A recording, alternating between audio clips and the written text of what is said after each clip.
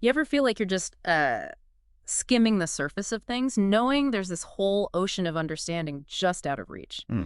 Well, today we're diving deep into exactly that feeling. Forget the endless scroll for a bit. We've got a really fascinating collection here from the Spiritual Seek.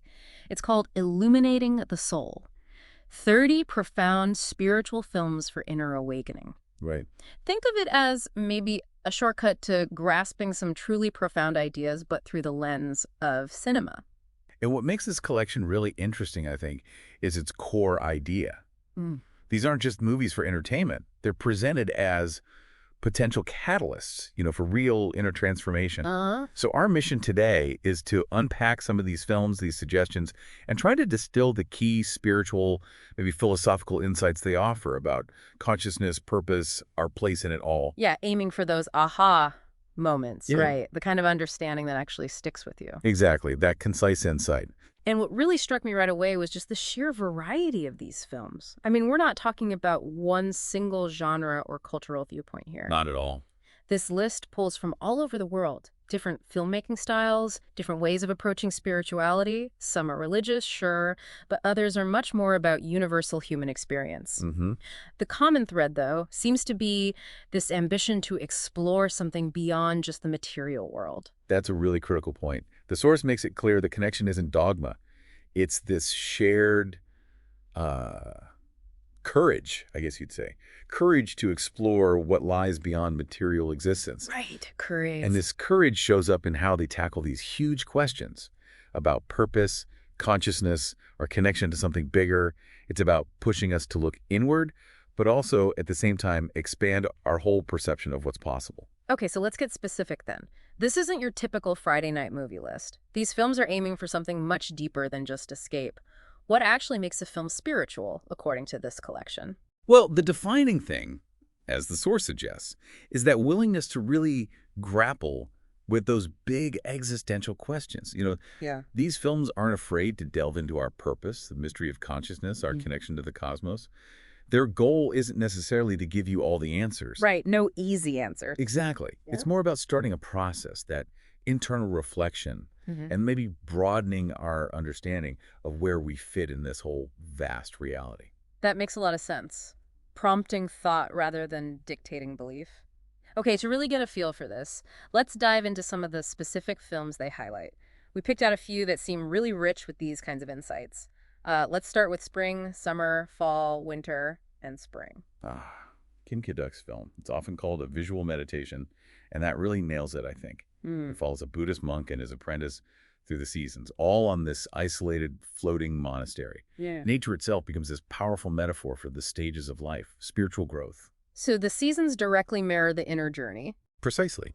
Each season reflects how our desires, our attachments, the consequences of what we do, how all that shapes our spiritual path. The really profound insight, I guess, is how it shows the cyclical nature of experience. Even spiritual growth isn't just linear.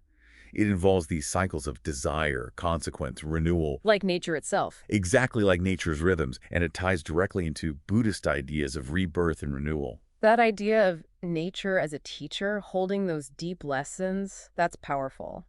Okay, next up, Andrei Tarkovsky's Stalker. Sounds mysterious and pretty philosophical. Oh, Stalker is definitely hypnotic and deeply thought-provoking. It's about this journey into a restricted zone where there's supposedly a room that grants your deepest desires. Right, the classic wish fulfillment setup. But goes so far beyond that sci-fi premise. It becomes this profound exploration of faith, purpose, what happiness even is. Yeah. The long takes, the contemplative pace, the dreamlike visuals. They aren't just style. Yeah. They create this, spiritual experience that makes you question if getting what you desire would actually make you content. A key insight there is how it questions the very nature of our desires. Maybe the yearning itself, the journey towards understanding, is more profound than actually getting the thing you think you want. Interesting. And you see that in the different characters, the writer, the professor, the stalker. They all approach belief and knowledge differently, highlighting our complex relationship with, the transcendent. So it's less about reeking the room and more about what happens inside you on the way there. Okay, moving to something visually massive. Terrence Malick's The Tree of Life. This feels like it's tackling truly fundamental questions. The Tree of Life is incredibly ambitious, yeah. It weaves together this intimate story of a family in 1950s Texas with, the birth of the universe, the evolution of life itself. Wow. Its experimental style and just breathtaking visuals are all in service of contemplating this core tension. Malick frames it as the way of nature, which is often about power, self-interest versus the way of grace. Love, surrender, acceptance. Nature versus grace. Hmm.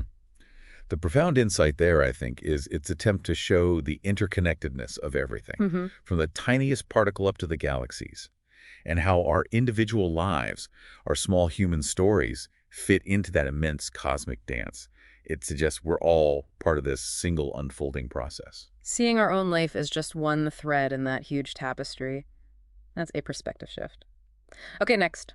Uncle Boonmi, who can recall his past lives. This sounds like it goes into more overtly mystical territory. Yes. Apichatpong Weerasethakul's film is truly dreamlike. It's this evocative exploration of reincarnation, memory, and how the boundaries between worlds life and death, human and animal, natural and supernatural, might be much more fluid than we think. How does it show that? Well, the main character, Uncle Boonmi, is dying, and he's visited by the ghost of his dead wife and his lost son, who's returned as a kind of non-human creature. And he vividly recalls his past lives. The film just lets these things happen. It deliberately blurs those lines. The whole atmosphere, the hypnotic rhythm, the lush Thai jungle setting.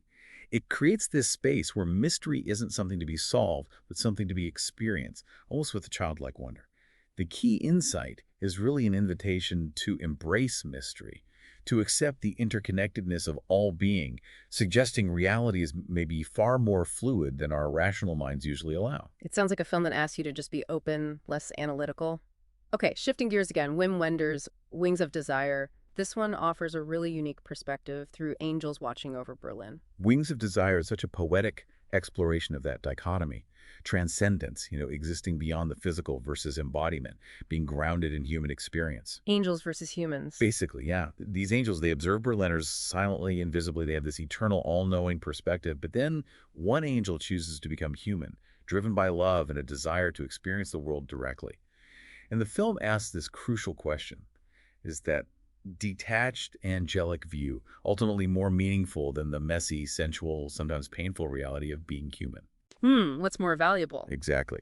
A key insight is the film's validation of human experience, with all its joys and sorrows, as a path to deeper understanding, deeper connection. And the visual language is brilliant. It shifts from black and white, representing the angel's view, to color when the angel becomes human. That powerfully underlines the spiritual transformation. That visual shift sounds incredibly effective. Now, Ron Frick's Samsara, described as wordless, how does a film without any dialogue convey such deep themes? Samsara pulls it off through sheer visual power. It was filmed in 25 countries over 5 years. It's truly a global visual meditation on the cycle of birth, death, and rebirth. That's what samsara means in Sanskrit. Oh, okay. Through absolutely stunning time-lapse photography and these carefully chosen juxtapositions, natural wonders next to sacred rituals, next to vast industrial landscapes, it weaves this global tapestry. It reveals the profound interconnectedness of everything. Without needing words. Exactly. By ditching dialogue and narrative, it bypasses our usual intellectual analysis and speaks directly to a deeper, more intuitive understanding of life's impermanence, which is central to so many spiritual traditions.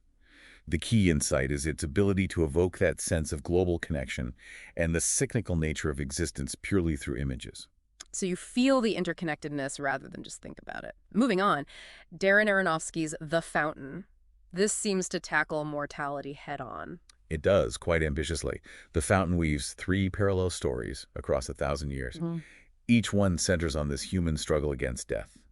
You've got a conquistador searching for the tree of life, a modern scientist desperately trying to cure his wife's cancer, and a space traveler in the future heading towards a dying star. The film explores this timeless idea of love trying to conquer death. But can it? Ultimately, it suggests something different. Maybe accepting the impermanence of life, accepting death, is the real key to spiritual liberation, a release from fear. The core insight is that true love, true spiritual freedom, might actually lie in embracing impermanence, not fighting it endlessly. Acceptance is liberation. That's a theme we see a lot. Okay, Sira Guerra's Embrace of the Serpent takes us to the Amazon, looking at colonialism's impact on indigenous spirituality. Yes, and it offers a really crucial, haunting perspective on the spiritual devastation colonialism caused. It's told through 2 journeys, decades apart, but both guided by the same indigenous shaman, Karamakate. Okay. The film really meditates on the loss of indigenous wisdom, the severing of that sacred connection between people and the natural world. As Kermakati guides these two different Western scientists searching for a sacred plant, the film critiques the destructive impact of exploitation on the land, yes, but also on the people's spiritual practices. And does it show those practices? It does, through these incredible visionary sequences inspired by actual shamanic traditions. They offer glimpses into altered states of consciousness, hinting at the profound spiritual knowledge held within these cultures. The key insight really lies in showing how interconnected culture, environment, and spirituality are, and the tragic consequences when that connection is broken. It really highlights that vital link and the loss when it's severed. Our next film, Edward Yang's Yi Yi, seems quite different, finding the profound in ordinary family life. Exactly. Yee. It's this seemingly simple 3-hour Taiwanese family drama, but it's extraordinary. It beautifully shows how profound meaning can be found right in the middle of everyday life. Births, deaths, love, loss, confusion. How does it do that? By patiently observing one family through different perspectives. The father, the teenage daughter, the young son, who takes photos of the backs of people's heads, trying to show them what they can't see themselves. Oh, interesting. The film reveals the deep meaning that comes from just human connection, from shared memories, from having the courage to face life's big questions as they arise in ordinary circumstances. Even things like a wedding or a funeral become these transcendent moments of shared experience. The key insight is this gentle but powerful reminder that you don't need grand mystical events to find profound meaning. It's right here, in the ordinary. A beautiful thought, the sacred in the mundane.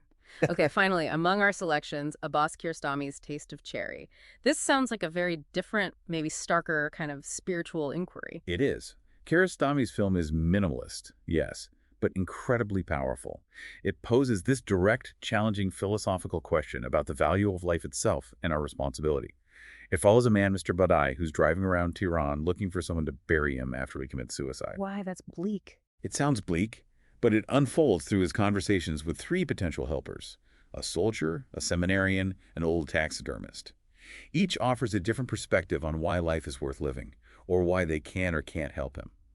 Kiarostami doesn't give easy answers at all. No resolution. He creates this contemplative space. It forces you, the viewer, to confront your own beliefs about life's value.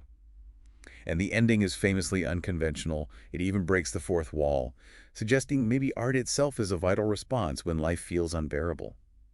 The key insight is how it prompts this deep self-reflection on life's worth, refusing any simple comfort. It's fascinating how all these films, coming from such different places, seem to circle back to these core questions of existence, meaning, connection. The source then talks about cinema as spiritual practice. Can just watching these films be a kind of spiritual discipline? The source makes a pretty compelling case for it, actually, suggesting that engaging with these films, really engaging, can become a form of contemplation, maybe like meditation. It requires a certain kind of presence, doesn't it? An openness to experience something deeper. It's not the passive consumption we often associate with mainstream movies. These films invite a more active participation, gently guiding you back to yourself, back to the fundamental mystery of being. So being intentional about watching. Right. The source even suggests creating a good viewing environment, fewer distractions, really being present to honor that potential for deeper engagement. The insight is that intentional, focused viewing of certain films can actually cultivate mindfulness and open us up. That's a really interesting way to think about movie watching. The source also explores the subliminal power of cinema. How does film communicate beyond just the story and dialogue, maybe influencing us subconsciously? This is where the artistry really comes in. Film works on so many levels at once. Beyond the plot and what characters say, there's this incredibly complex, subtle dance of sound design, visual composition, the rhythm of the editing, symbols. Things we don't consciously register. Often, yeah. These elements can bypass our rational filters and speak directly to our subconscious, influencing our emotions, even our brainwaves sometimes. Think about subtle color shifts, sound frequencies, the pacing. And commercials use this all the time, right? Exactly. Commercials, propaganda, they often use these techniques strategically, sometimes manipulatively. But the spiritual films we're talking about, the source argues, aim to use these same tools differently. Not to reinforce conditioning, but to gently disrupt it. To create a space where real insight, a shift in perspective, might actually happen. So using the tools of cinema to wake us up, not lull us. That's the idea. The key insight is understanding that film's power goes way beyond conscious storytelling. It subtly shapes our perceptions and feelings. Okay, but the source is also careful to mention the limits of spiritual cinema. A movie, no matter how profound, isn't going to magically grant enlightenment. Precisely. And that's a crucial point. The source rightly emphasizes that true spiritual awakening, that's an inside job. Yep. It's about ongoing moment-to-moment awareness. You can't outsource that to a film, no matter how intense the experience is. Right. These films can be incredibly valuable, offering glimpses, provocations, openings, but the actual work, the personal perception of truth, that remains deeply individual in a world that's so focused on productivity and consumption. Go, go, go. Yeah.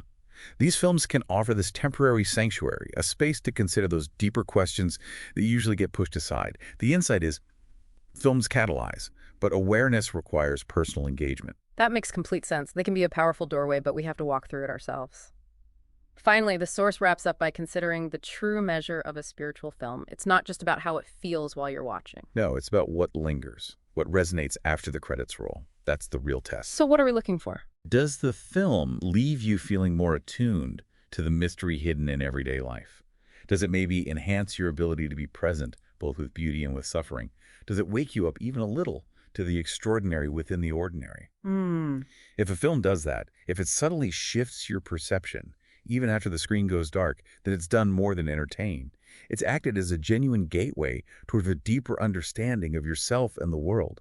And, as the source puts it quite beautifully, this awakening to the present moment, without all our usual mental filters, that might be the essence of what all authentic spiritual paths point towards. So the lasting shift in awareness is the ultimate measure. Exactly. Okay, so to bring our deep dive toward a close, these 30 films really offer these unique, varied lenses for exploring some huge spiritual questions. They're not necessarily handing out answers. No, definitely not. But they act as these powerful catalysts for personal reflection, maybe leading to a richer, more nuanced understanding of ourselves and where we fit in the grand scheme of things. And maybe consider this. Cinema, this incredibly powerful language that's so often used just to distract or entertain, can also be a profound tool for cultivating inner awareness, for prompting deeper thought. Perhaps, take a moment to reflect on which of these films or themes resonates most with your own journey right now. Absolutely. And for anyone whose curiosity is sparked, this list of 30 films is really just a starting point, isn't it? Oh, definitely. You might want to explore the full list or dive deeper into the work of specific directors like Tarkovsky or Malick, or maybe investigate the spiritual traditions, Buddhism, shamanism that some of these films touch upon so beautifully. The exploration always continues. It does. The journey of discovery, as always, carries on long after our conversation ends.